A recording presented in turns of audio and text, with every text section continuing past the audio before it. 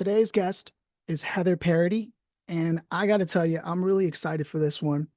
Number one, she has a clear and visible track record of success on social media, but she's also formerly a mental health therapist that transitioned into entrepreneurship as a fractional COO because she was good at getting things done.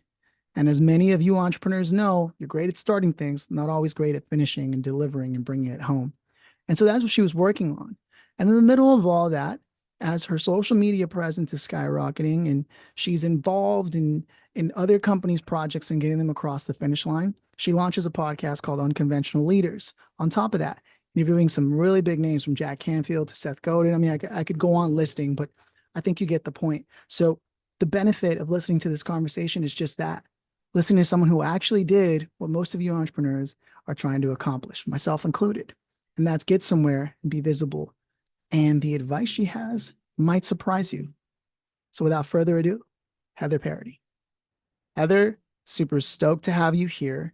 I want you to know the first time I came across your work and the reason why I invited you here is I just finished taking this course on, I think it was school, and I just heard of school and they were talking about content creation and they were encouraging us to look at people who are doing content right. So I'm scrolling on Instagram and I come across your work and all the things they were telling you to do, you did them and more Hot and dog. consistently.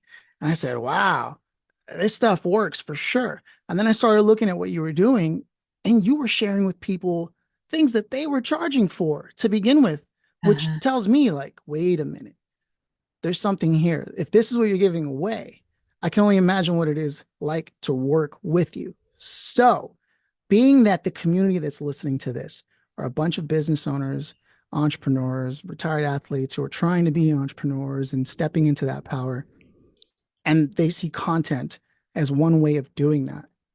I Hmm. think the best way to start this conversation off is by first asking you, when did you first pick up a camera and say, I'm going to make videos? Years ago. Goodness. I think it was 7 years ago I started podcasting and then putting out live videos. At that time, Periscope was a thing. I don't know if you remember Periscope. Yeah, on Twitter. Yeah, it was actually before I think it moved over to Twitter. So I Really? started there. I was absolutely terrible because then you would just go live and there were so many the creators, the ratio to like creators consumers was insane. So if you were putting out consistent videos, I mean, I'd have 1,000 plus people on a live at a time, which isn't like a ton, but when you're 24, you've never put out content before, you're in your gym clothes and car with a crappy Android. I was terrified, man. I was like, this is crazy. This is crazy how this works. Like having a captured like audience of that size. And I didn't have anything to sell, but I immediately made an email freebie. It was called 100 Things to Periscope About because everybody was like, oh, Periscope. I would totally Periscope. I just don't have anything to Periscope about. And so I said, well, here you go, Paul. That's a good freebie. So it started then, man. It was, a really crazy journey. I've tried all different kinds of content. I love video. I've always gone back to video. The most recent iteration of it, I started the chair series into July last year. And up to that point, I have put out hundreds of videos. I've tried every format. I've tried sketch comedy. I've tried trends. I've tried cutting up, repurposing content. I've just tested and tested and tried and tried and tried.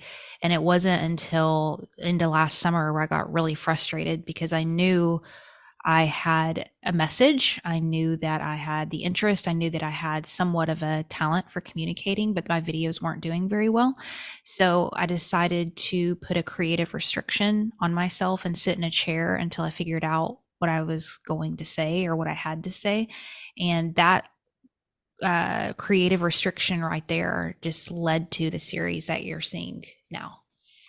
And it's well done. I Thank think you. at one point you even shared sort of the way you run the scripts for those in case people wanted. And again, talk about freebies. It's just crazy to hear how you started and how you probably made a list of here's 100 things I could probably talk about, and then say, Yeah. wait a minute, someone else could use this. There are so many people who are entrepreneurs, business owners that are thinking, I'm going to start social media. I'm going to get into it. And then they make one or two videos, they don't get any traction and they say this stuff doesn't work. Hmm. And then there's the other kind that pay a lot of money to a lot of companies that don't do anything for them except Hmm. do things they probably should have just done on their own to begin with. Where do you stand on the balance between when you work with a business owner? Yeah. If I understand correctly, this is some of the work that you do, Hmm. where you encourage them, it has to be done with them, right? You can't do the Yeah. content for them when it's Yeah. their personal brand. How do you navigate that? It's hard because people see it, putting out content as just a bulletin board, and if I put up more flyers on the bulletin board and cover up and spam the whole city with my flyers on all the bulletin boards, I'm going to move the needle in my business, and that's not the way it works with content creation. Um, putting, about, I'd say 3 to 5 years ago, when I can't remember. It was Gary Vaynerchuk. He taught a lot about putting out content, documenting, repurposing. And there's so much validity to that, especially a few years ago when there were less creators. It was just like put out content. I would argue that we've already there, but we're moving into a time where it's not the volume, it's the quality, and being very intentional with how you position yourself and having a creative element to it. So people don't like hearing this because they're not creators first, they're entrepreneurs first. And what they're doing is they're trying to market their business, which is totally understandable. But if you're going to use an entertainment platform, which are what these social channels are, you need to approach it from an entertainment mindset. And I'm not talking about you being a comedian or doing, monologues or anything like that, but approaching it from a storytelling perspective where you understand what captures people's attention and what actually adds value. It's not a bulletin board that you just throw crap up on there and think that you're going to spray and pray and hit somebody. That's not the way it works. In fact, people I think are getting really annoyed with that because they're just seeing the same types of things over and over again, and they know the agenda is to get being sold to. I don't like being sold to. You don't like being sold to. We want to be entertained. We want to learn things. And so approaching it from that mindset is vital. If you don't approach it from the mindset, I would say get out of it. Don't make content, do something else. There's other ways that you can market your business, but you either need to adopt that mindset and be able to really dig in and become a storyteller, or hire someone who gets it and can position you that way. But to your point, Phillip, I completely agree with you. That doesn't mean you're like, here, Janet, you're 22 and cute and no TikTok. You can come up with a narrative. No, no, no, no. Because people want to connect with the human beings behind the brand, right? So again, if you're not willing, I'm not saying you have to be charismatic and get on camera and whatever, whatever, but you have to create entertaining content if you want to stick out. 100%. And do you ever get the rebuttal? Oh, but I'm authentic. I don't want to do the influencer thing. Do you ever come across It's not that in your about being an work? influencer, it's about being effective. The influencer thing is ridiculous. I just had a talk last week, and my main point was going viral means nothing. I've gone viral multiple times before this chair series, and I'm talking like 10 million plus views on some videos, and it did not move the needle in my business. It did not grow my following, none of that stuff. You want to create a consistent body of work that builds upon itself, where you're creating some narrative with your online presence versus wanting to become like an influencer or viral, whatever. None of that matters. That is authenticity. If you think about it, trying to chase trends and do something to catch attention, that's inauthentic. Building a body of work that relates to, your business, your message, how could that not be authentic? My stuff is super well produced. I put a lot of time into it, but it's me through and through. It's 100% Heather Parody. It starts with Heather Parody and then the tools are added onto it. I don't start with the tools and then try to add Heather Parody there. I see what you're doing now. You're not only a content creator, right? You also are a fractional COO. Mm-hmm. And from what I gather in my notes about you, how did you come to that? Because what I see even before that was mental health therapy. So what was the most challenging thing about making that transition over? Because some people think, well, I'll just be a mental health therapist and my content, since that's what I do, Yeah. and then that's where they stay. And but you made the transition and the leap over to where now you're speaking.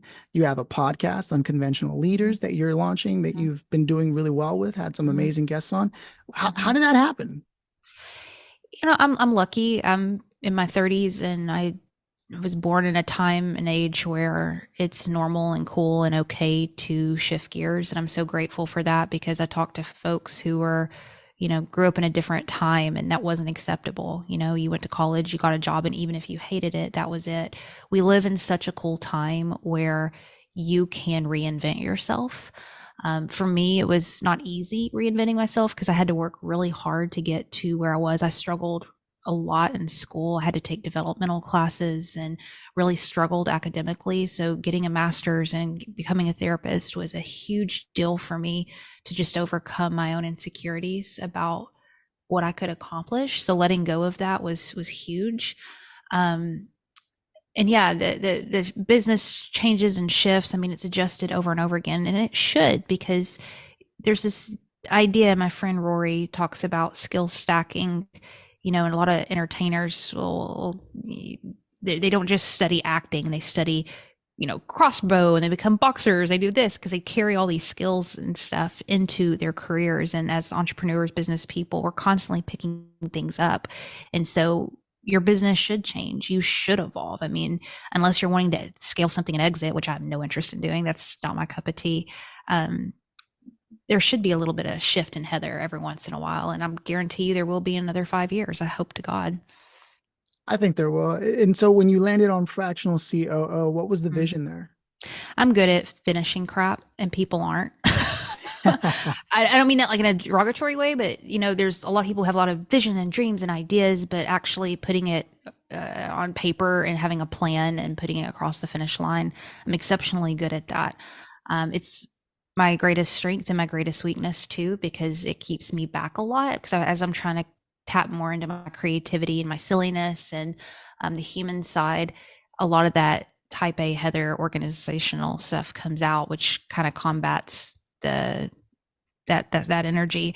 But man, I people needed it when I started off in business. I left therapy and just started doing freelance work. I'd take any freelance work that I could. I'd take your headshots. I would edit your video. I would produce your podcast. Heather, do you do this? Absolutely, I do it. You know what I mean? Like, I learned it and just started building up those skill sets. And as things started to evolve and people started trusting me more, I started getting involved in strategy. And then I started seeing this huge need for visionaries specifically, to have somebody come alongside them, lock arms, and be able to put a plan together for what they were seeing. And then also be able to translate what they were seeing to their team.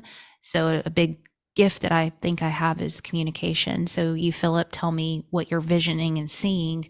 I hear you and I can understand you, and then I can help you figure out how to actually move the needle forward with that. A synthesizer and an optimizer, Yeah, in a sense. you said it better, No, no, no. ironically. I only say that because I have a similar way that my head works where Yeah, I listen to what people say and I'm like, oh, you're saying this. It's quite literally what just took place right now, that's right? what a therapist does. It's a listening skill, isn't it? Skill stacking. Yeah. So then at some point you start getting invited to speak. How do you Hmm. approach that? Because so many people in business, there's two things they always want to eventually do, right? I want to write a book and I want to be a public speaker. What was that like for you? Was it something that was born out of necessity or was it always on your list? This is me, and this is going to be harsh. I My focus is doing something where people come ask me to speak instead of me chasing after speaking. I want to create something and build something and do something that creates enough of a ripple effect where that stuff is sought out, if that makes sense. I'm not saying there's anything wrong with doing outreach or really running after that, but I see a lot of folks before they have done a lot wanting to chase the stage. And I get that. Also, too, it's scary being up there, and you really better freaking bring it. And yes, motivation is great and so forth. There's a lot of that in when I speak.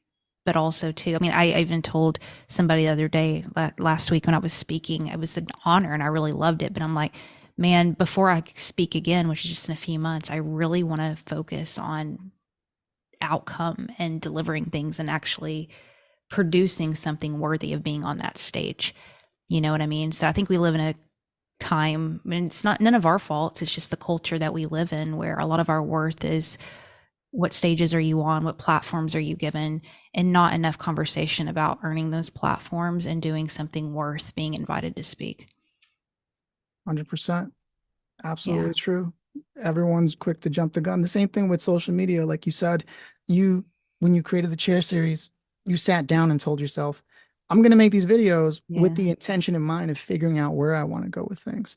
Yeah. And was it a matter of essentially seeing what was getting traction, or were you more dedicated to what am I saying that actually resonates with me? Or was it a mix? I sat next to the guy who runs Goldcast from Yeah. Facebook. It's a huge media company Yeah. on an airplane several years ago. And I was very annoying. I was one of those people where I found out who he was and I had a 2 hour flight with him.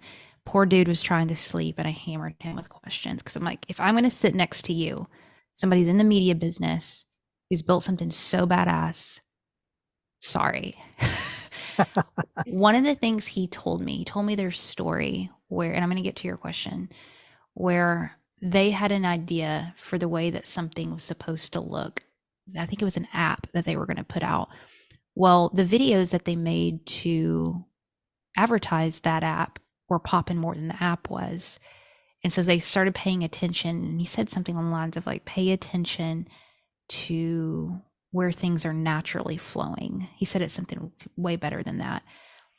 But with content, I've been trying to do the same thing. I think to earlier's point, it's important to put out stuff and put out stuff and put out stuff, but also pause and just really tuning in of like, what is working here? Now, obviously, you can look at the data from that, but also too from kind of like a human gut perspective and a response. I look at people's comments way, way more than anything else. And to me, that is the biggest hint that something's working. So when I put out my first chair video, it felt really good, but the quality of my comments immediately went up. So it wasn't just like heart emoji, it was like a paragraph. People would send me a DM with a really thoughtful response. And even though my views, I think on that first video was only like 4,000 or something, it wasn't even that then. I think it was like 1,500. It's like 4,000 now. My very first video. I knew I was onto something because that little whisper that he was talking about on that airplane was there, those comments. And so that's what I've been chasing ever since is those comments. Sometimes videos will do really well number wise, but if I don't have a lot of comments in it, that's not a success to me. Now, the interesting part is it's one thing to be a creator in front of a camera and you're talking into the camera. That in itself is a skill, right? Then you got public speaking and you're doing that. Then you move into launching your own show in a long form discussion. Now, having spoken to you for as long as we have even now, I can already tell why that's successful. There's a lot of thoughtfulness to the way you communicate and you do things really intentionally. But was it an easy transition for you? Part of the course, you were like, look, now I've got to launch a show. There's the next level that I need to achieve. What did that look like to launch the Unconventional Leaders podcast for you? Podcasting came first for me. Like I said, about however many years ago, I started a show. I've done 4 shows, over 1,000 episodes. Some shows completely flopped, other ones killed, like killed. um, so I've been in love with podcasting for years. I love long form conversation. Hashtag former therapist, but no, man, that was never like out of the, that's always been the thing. You know what I mean? Having long form conversation. At this point, I don't care if anybody's listening to it because I enjoy it so much.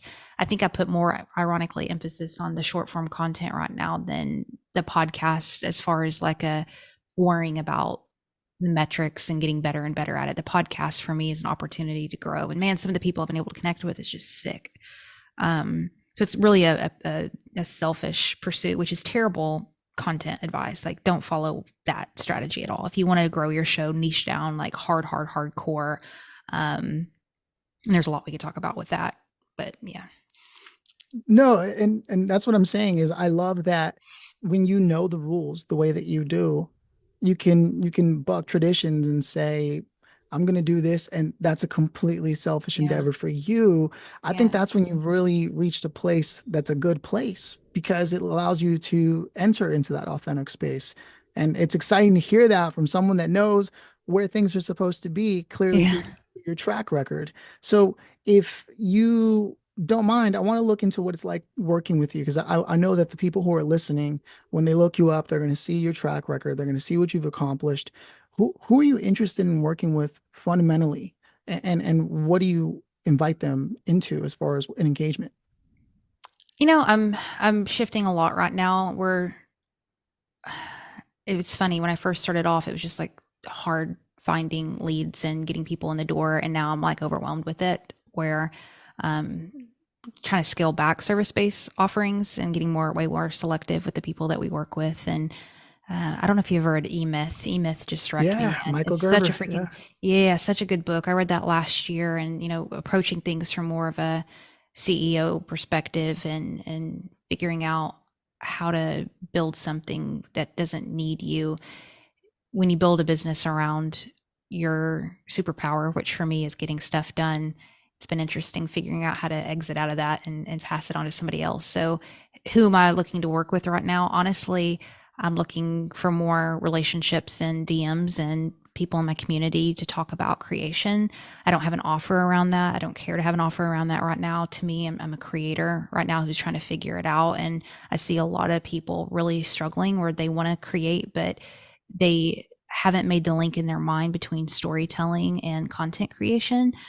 And that's what I'm really interested in talking about right now with folks. So if that's somebody who's like interested in that side of things, I mean, send me a DM. I may not answer for a while because I'm terrible at DMs, but I'm trying to get better. Well, I imagine at some point it gets a little like it turns into a full-time job in itself, very Yeah. similar to email.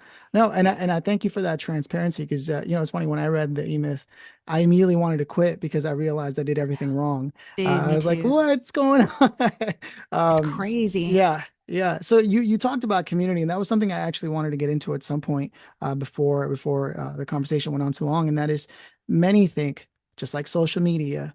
They go, okay, I'm going to build my community, and then from there, I'm going to bring it into my business. Mm. Uh, What are your thoughts on community? And have you found that people are thinking about it in the wrong way, or are there just a few things that they're looking at that they need to shift? I'm like laughing. It's like, if people think about it the wrong way, yeah. Man, and I go back to Uncle G with this. Like, he talks about it all the time. Like, people see community as um, some people to sell to. It's like, hey, I'm going to create a product. And we saw this huge, like, when the Web3 space with like NFTs and all that. They're like, oh my God, I'm going to launch a project. So it's time for me to build my community. I'm like, oh, when are you launching? They're like, in 2 weeks. I'm like, are you freaking joking, Paul? It's a commitment. It's a marriage. It's a lifelong thing. And I mean, the community that I have now, they have been with me through, Heather hosting a mental health podcast and doing periscopes and doing TikToks. And some of these people are still hanging around this many years later. That's building a community, somebody you build really. I mean, think of real life, Philip. If I wanted to be in community with you, and I show up at your door and I'm like, yo, Phillip, we're going to be besties. I'm like, we're going to go get coffee tomorrow. And you're like, cool. And then I just don't show up the next day. You'd be like, F her. Right. And then if I pop in, sometimes I'll pop out. Like, we don't treat each other that way in real life when we're trying to build relationships. So we do that on the digital side because we don't see them as humans. We see them as numbers. Right. So yeah, community building is really, really hard. There's an excellent book. I had it here. It's called damn it, what is it called? Doing Things Together, I think. Yeah, Doing Things Together. It's an orange book, and it's the best community building book I've ever read. It's Really? so good. It breaks down entering into a community, onboarding, nurturing community events, social media ideas, and then offboarding and building up leaders within your community. It is fire, that book. All together, something together. It's an orange book. Y'all look it up on Amazon. But yeah, that and Tribes by Seth Godin. That's Oh another phenomenal yeah. book. Yeah. Yeah. One that I recently came across was The Business of Belonging. If you haven't heard of that one, definitely Hmm. something to check out. I'll toss you the info along the way. But I mean, you and I have that in common. We're avid readers as well, right? Hmm. Communicators. Like what I love most about your career so far is not only do you have the visibility and the track record to carry weight to the things that you say, but you're also trying to, as much as possible, remove all these hacks that people are putting Hmm. into like what it means to do these. These are the rules, and really trying to bring a sense of humanity to things. This is what I'm learning as I'm talking to you. Where does that come from? Is it because of what you've gone through in life? I don't mean to get too deep. You don't have to answer I this. love I'm going deep. You, curious. dude, like I would like let's go here now forever. Amen. Like this is the thing. None of this other's like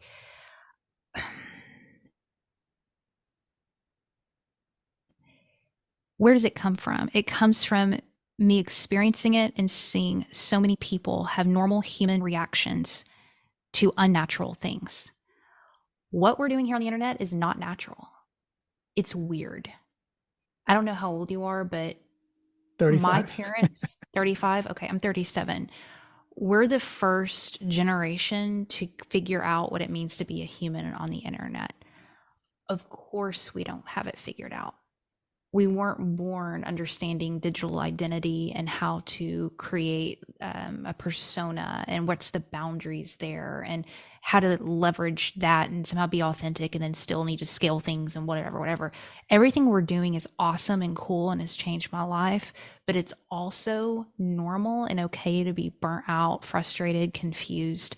And I love tips and tricks and hacks, and I'm constantly learning and studying this stuff because to me it's interesting, but we've based so much of what we're making in that space that we've lost touch with the real connector, which is the state of being lit up.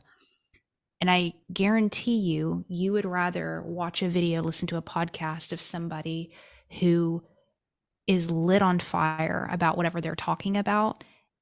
That passion is going to be so much more attractive to you than somebody who's using the right hashtags and maybe has the perfect camera set up. Like we can feel the energy. And I've just really been fighting to bring like the energy back at the forefront because that's what we're all desperate for. Somebody asked me the other day, they said, how do I get back into content creation? They were like kind of frustrated. They've had a lot of bad experiences. Things weren't working, and there was just like this weight and this pressure on them. And they were looking for me to tell them some strategy to re-enter into the online space. And I told her, I said, I want you to spend the next couple of weeks getting relit up about your passion and why you love this industry. Screw social media, screw the digital side, get relit up because that's what we need on the internet, not more hacks. Beautiful. And I think as we begin to close things out, one thing I wanted to make sure I was able to ask you about, given your experience, is many people treat all social channels the same way. They literally throw up the same content Yeah. with the same copy, right? And so it's not about hacks or tricks that I'm asking, but just real perspective. Fundamentally, the people who are listening are likely going to be on LinkedIn. They don't always see Instagram as the business driver. But then again, as we covered earlier in our conversation, that's probably part of the problem is they're looking at it from that perspective. So Mhm. how do you look at channels when you're looking at a strategy? Just broad strokes. I think the ideal situation, if you have the bandwidth and the means, is to create unique content for each platform. That is ideal. Now, a lot of people aren't in that position. I'm not. I mean, I have two people on my team and I'm still struggling to keep my head above water. It's like still trying to figure out our balance there with business and content and all that. Like, it's wild how much time goes into stuff. So, the philosophical right answer is every platform is its own party, its own culture, its own language. I think it's better if you can't do all of them uniquely to lead with one and study it and understand it and do really, really well on it. I wouldn't be upset and offended for you to take that and repurpose it in other places just for the hell of it. One interesting thing, I was really focused on TikTok a few years ago. The video that I mentioned that hit 10 million plus views, it was an actual series that I did. They did really, really well. I made that for TikTok and I said, oh, what the hell? I'm going to throw that up on Facebook real quick. Well, it popped on Facebook. It had like 2,000 views on TikTok, which was my main platform, and me just randomly repurposing it to Facebook. Um, it popped there. Now, granted, it was the right content for Facebook now that I'm looking back on it, but I'm not offended by it. It's not the best strategy. Just understand you need to lead with one because that's going to help you position your content better because you understand the platform you're making it for. Incredible. And just before I roll out the red carpet and ask you where you want people to go, I lost my train of thought listening to your answer to that one right there. But I'm losing my train of thought with that cute dog behind you. I've been oh staring at his yeah. face this whole time. So I'm very lucky. I've been able to rescue over 5 dogs during the pandemic. And and just it was something my fiance is really she cares about. Mm, And I had never done that, but I learned I've always loved dogs, but I really learned a lot about what it takes. And that right there is Milo. He's a Chihuahua dachshund and courageous guy. Funny though, because he totally prefers women over men. I don't know what it's he was so doing living funny. with me. And someone saw pictures of dogs that I was posting and they decided to send me that just as a gift. That's so sweet. They're an amazingly talented graffiti artist and they made that just for me. And honestly, That's so kind. for the life of me, I wish I could mention them. I can't right now remember his name, but he's definitely awesome. And I guess I'll make that clip and share it just on the strength. But I thank you Very for cute. noticing that because I take it you love dogs. Man, we're in this like deep conversation and it's so funny like to get weird and woo on you. I'm just like looking at this dog's face and just remembering like none of it matters, that I love the online space. Like it exposed me to another world. It brought me out of something really dark. I never would have been able to dream to that there was another option for me in this life to in the path that I was on. Um, so I'm indebted to it forever, but I also just laugh so much because how much I take it seriously and forget that life is outside of that window and the people across the street and that sweet little dog's face behind you. And like, yeah, it's a cool tool, but let's not make that the life. And I have such a hard time remembering that. And that dog's been reminding me, just like, Heather, Oh, let no. loosen up a little bit. It ain't that serious. Milo is the best. And I just remembered what I wanted to ask you that was Yep. related to that other question is before we roll out the red carpet for you. And that is some people take it so serious, this Mm-hmm. social media and digital marketing, that they start to create these cohorts where they all follow each other around and comment and engage on each other's content. What are your thoughts on that? Because I personally feel this actually hurts what you're doing more than helps, but It's maybe I'm dumb. wrong. I'm gonna be rude, man. Like, what are you doing? If I have to, like, it's kind of like I made a pizza restaurant and you made a pizza restaurant and somebody else did too, and we're all like, you know what? Let's do a circle and we're gonna all eat at each other's pizza restaurant, and we're creating an echo chamber where it's nice, but are we really making an impact in the city if we're not going out and marketing to other people and other people choosing to come to our pizza restaurant? Now people will argue like, oh well, it helps the algorithm. No, it doesn't. Get creative. Like spend the energy and time that you're doing trying to hack the system and doing these little pods, and spend that time writing and coming up with creative ideas and learning a new technique with filming. I'm so sick of like regurgitated bull crap everywhere, the same stuff. And it's like we're trying to like gnaw at each other to please somebody see me, please somebody see me, please somebody see me, and hack into something versus becoming a person of value. No offense to these pod people, but it doesn't.